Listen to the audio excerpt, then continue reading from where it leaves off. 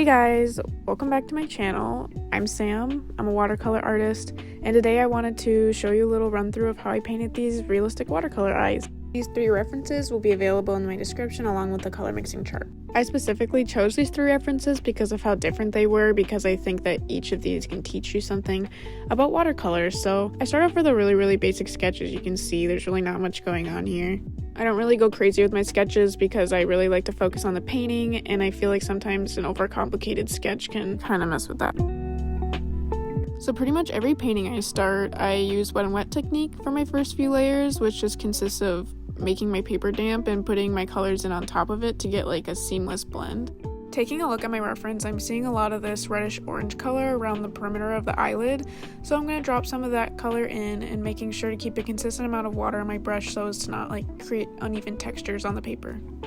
And as I'm painting, I'm also keeping in mind all the areas I'm avoiding getting this paint on and areas I want to keep light. So the tear or the actual white of the eye, I just want to keep light, so I'm making sure to avoid that. Just using a little bit of this light yellow color to just blend out this edge and keeping my brush sideways while I'm doing that. Now I'm going to switch over to my size 0 round brush from Polina Bright and start on the white of the eye. Looking at the reference, there's this pinkish hue in the eyes, so I'm going to be dropping in some pink and as well as some blues up towards the top just to create that shadow from the eyelid. When painting the iris of the eye, I always do this dark ring around the outside that you see in the reference images, and I just blend between with water.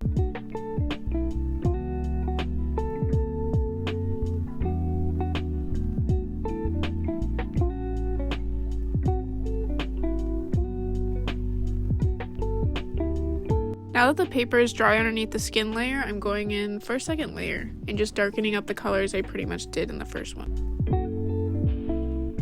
Now we're turning back to the iris, again going in with darker colors. A lot of it's just layering. Like I said, usually my first few layers when I started painting are wet and wet technique just to get the wash of color down and a vague idea of where my lights and shadows are. Once those wet and wet layers are dry, like they are now, I go over the top of it on the top of the dry paper with darker paint to get this depth and these details in that I'm getting in the eye right now.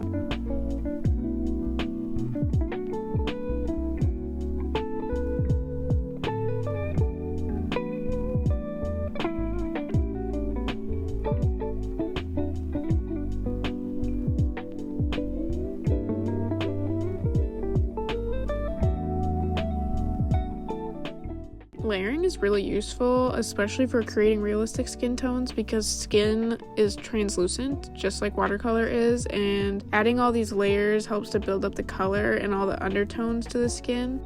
This person's eye is very red from crying presumably, so there's a lot of warmer shadows. Even the shadows that I'm seeing are more like purple and orange than they are like a cooler color.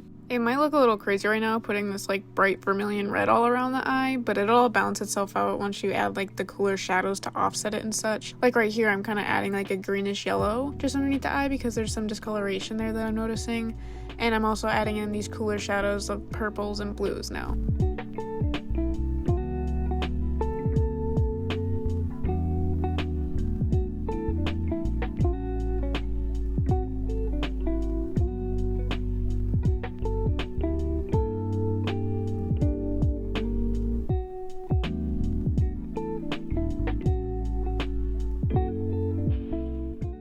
This was right about the time that I realized that I hadn't painted any of the skin underneath the eyebrow, which is really important. Don't forget about it. You might not want to fill in that area with the skin color because you think that the eyebrows are going to go there and that you should leave it blank, but always paint the skin underneath, because remember that the hair grows out of the skin and that the skin is going to show through the hair. So it's always best just to paint the skin underneath and then go over the top with a thin rigger brush to paint the hair.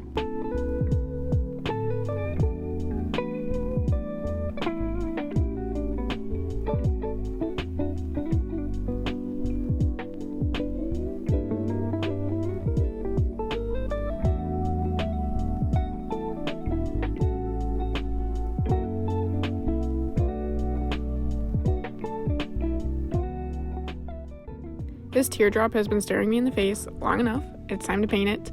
It was pretty simple actually. It was just a shadow line along the top edge of that tear and then a couple more shadow lines going through it just to separate that really white reflection from the skin underneath.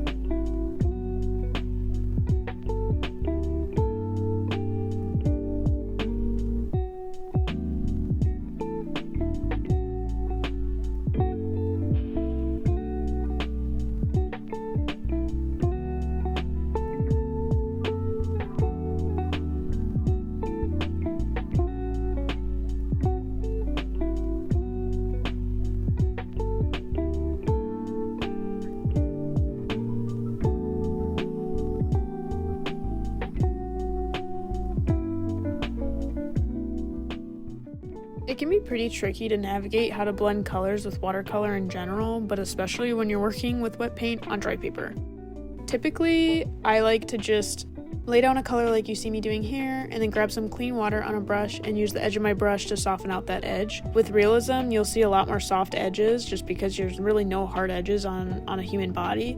But I sometimes will keep it if I like the way that it looks, watercolor effect wise, but it's personal preference. Now I'm going in with some blue, ultramarine blue with a hint of burnt sienna just to darken up this shadow right in the inner corner of the eye.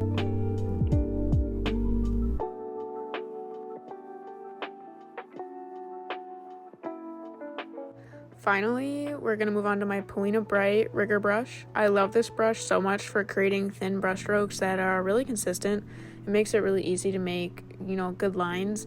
I've always struggled using my short hair brushes, and I have really, really shaky hands, like the worst. I don't know if you can even see that here. I really do try to pull it together for these videos because, aesthetic wise, but I have shaky hands, and this brush seriously was such a game changer for me. I mean, look at these types of lines I'm able to make with the eyebrows and even the eyelashes. I could never have achieved this result with the brushes I was using before. So if you don't have a rigger brush, it doesn't matter if it's this one, you can use this one. I do have a discount code in my description, but otherwise, rigger brushes are phenomenal for hair and just any sort of line work. Painting eyebrows is kind of one of those things where it looks really simple, but then you go to do it and it's really not. I still kind of struggle with them. Basically, just understanding the direction of where the hair grows is going to be pretty key to understanding how to paint it. After filling in this small freckle, we are done. And I think we did a pretty good job, if I do say so myself. And it's time to move on to the next eye. This reference, as you can see, has a lot more contrast in it, and I think is a lot more difficult to understand just as a reference, which seems kind of silly to say, but that's one of the hardest things with watercolor, I feel like, is just learning how to digest a reference picture and developing a game plan for how you're going to achieve it. When I see this reference, the first thing I think is I need to get a tan base going. So I wet the whole picture like I did with the last one, and I'm starting to go in with this burnt sienna. Maybe there's a little bit of yellow in there just to, make it more of a tan color, but just kind of laying a light base all around the eye. And I'm seeing a little bit of reddish pink in the under part of the shadow, so I'm also making sure to include that in this wet layer to make sure the colors blend.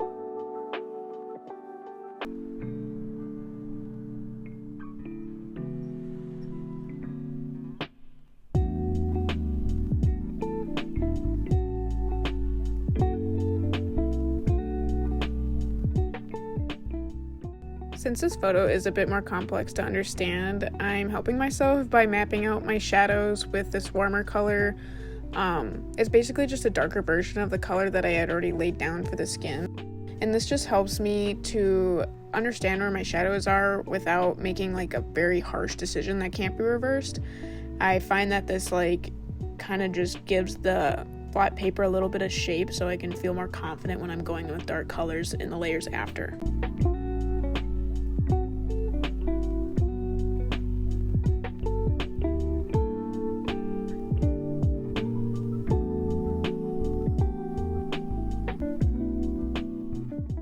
While the skin layer is drying, I'm going to go in on the white of the eye. I'm using a mixture of cerulean blue and orange just to get this like really warm gray color. Remember that the white of the eye is never white, and you should always be painting it in with some sort of color. If you can't figure out what color to use, you kind of just, it takes a lot of practice, I guess, but what I like to do is just kind of blur my eyes and see what slight, subtle color I can pick out. And for this, it was kind of, you know, pinky, warm gray. Now for the shadow of the iris, I am using a deep indigo color. You could use black like it looks like in the picture. It really probably wouldn't matter. I just prefer to use like a deeper blue, like a Payne's gray or an indigo color, because I think it adds a better color dynamic and more interest for the eye to look at.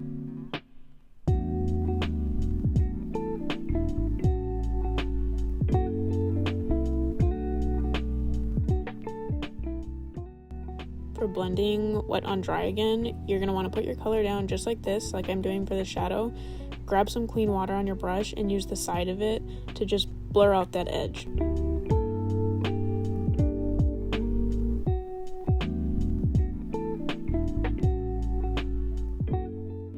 In the second layer, again, I'm just kind of using the same colors I did in the first one, going over the same shadows I was trying to define earlier and just deepening up these colors.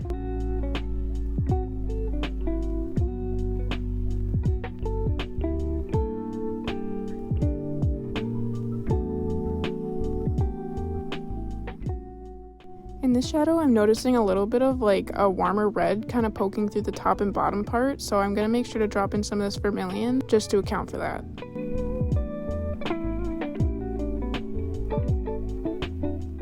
In the reference, I'm seeing a lot of red and pink underneath the eye, so I'm going to go in a little bit more with this Vermillion color.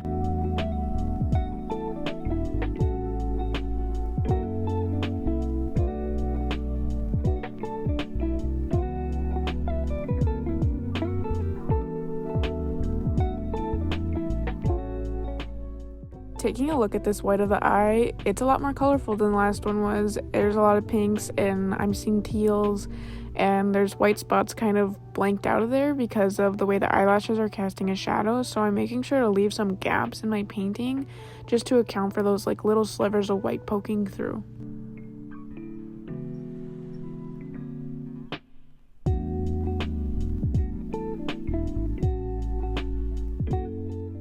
Gonna go in and deepen the shadow of the eye right in the inner corner.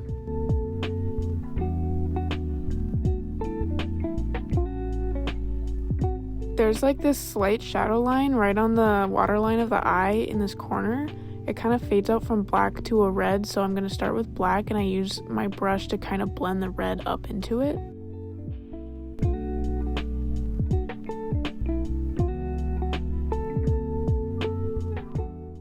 This is the point where I really started to deepen up these shadows since they are so intense. In this reference, there's a lot of contrast. I'm using some Payne's gray to act as my black and adding a shadow in the tight line of the eye as well as this eyelid because there's a deep crease there. And since this shadow line was looking a little unrealistic and harsh, I blended it out with some brown and like warmer browns at that because the upper eyelid has a lot of warm shadows in it.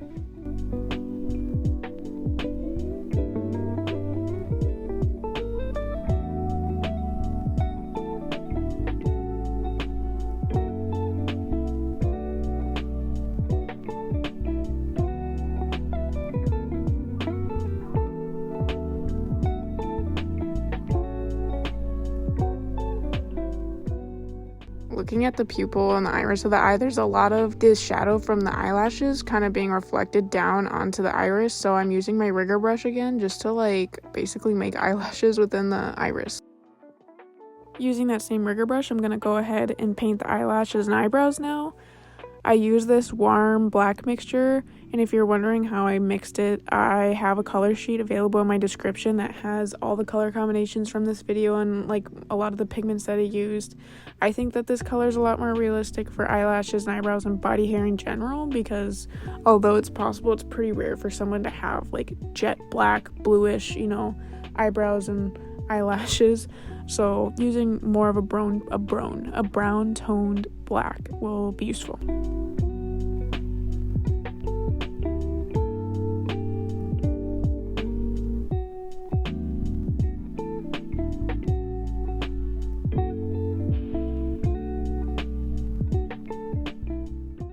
Since there is so much light casted into this photo, there is like a lot of these little white reflections from the eyelashes. So I wanted to go into some white gouache and just add it. I'm like not great with masking fluids, so especially for sketchbook pages, I just go with white gouache. It's just easier for me. Since those finishing touches are done, we're just gonna go ahead and move on to this next eye. Again, laying down a layer of water for wet and wet technique. Looking at this reference, I think it is the most difficult eye to paint so far, which is fitting because it's last, so let's just use our skills that we gained from the other two and start with our basic, lay down of colors right here. So I'm going to start with warm colors per usual. I'm seeing a lot of this like orangey reddish color coming up off the eye, and a lot of that orange is still going into the inner corner.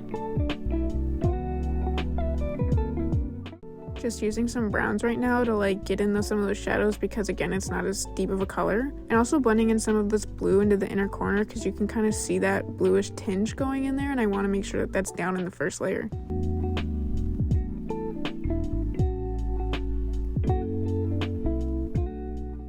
Achieving correct form is really difficult when you paint. It's a tricky skill, and this reference is really putting those skills to the test because it's a weird angle and it's weird lighting, and I think it would scare most people. I looked at it and I thought, how the hell am I going to paint this? It really comes down to two things for me. One is being patient, especially with watercolor. Take your time, work wet and wet, especially on something like this for the first few layers, just so you can get an idea like I am of like where colors are going, where shadows are going. It creates those blends seamlessly for you, so you don't have to worry about like choppy paint or paint that gets too dark, because when you do wet and wet, it dilutes it quite a bit and lightens it, so nothing's ever really harsh in the first layer. Second most important thing is to pay attention to the subtleties of your reference. The subtle shifts in color, in light reflections, those make all the difference. Just one stroke will make all the difference. A couple for me for this painting specifically were right underneath the iris where that eyelid, that bottom eyelid is getting the light. I had to keep that light. That will help form that really harsh shadow right above the eyelid as well, and that crease is super important. Getting the blue in the inner corner I felt was really important. And then I think all of it really came together in the white of the eye, in the reflections that carry over in the white of the eye as you see me painting now.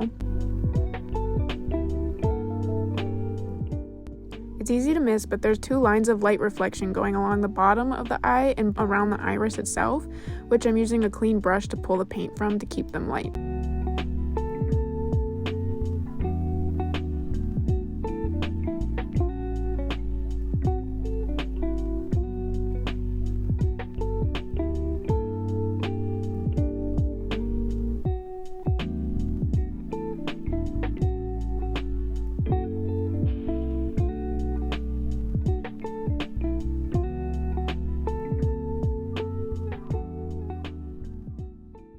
So funny, not so funny thing happened. After I was done painting this iris, I checked to see if the paper was dry. I realized it wasn't going to be anywhere near dry.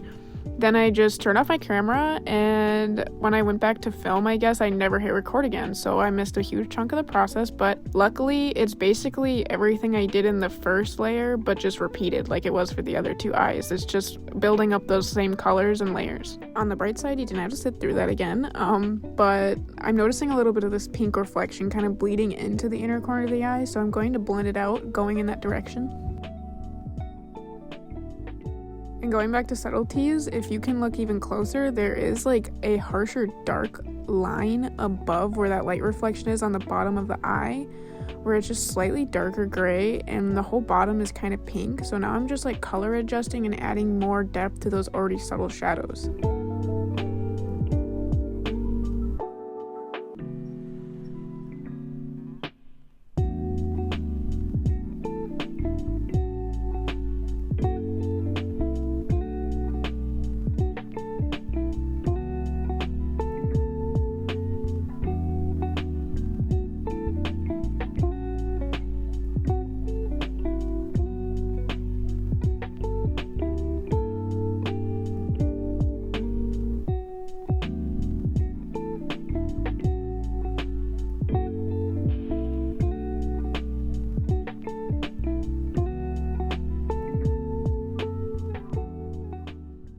after comparing, I can really see I need a lot more depth buildup where the shadow is. The shadow is a lot more intense in the reference image than it is in my painting, so more and more layers.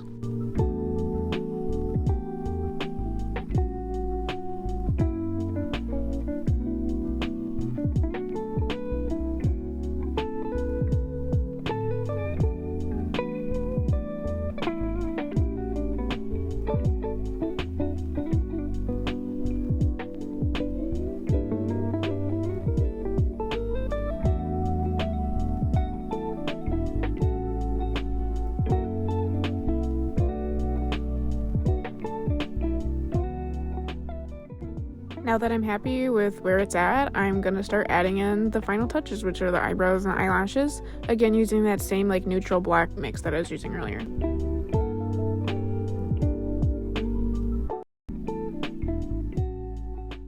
Like the last eye we painted, I used white gouache again to account for these little white wispy eyelashes that are catching the light. I think it really helps tie this whole thing together. And that's it. This sketchbook page is now officially complete. I hope you enjoyed. I hope this was helpful and you could use these skills elsewhere. If you did, leave a like, comment, or subscribe for more. Thanks for watching. Bye, guys.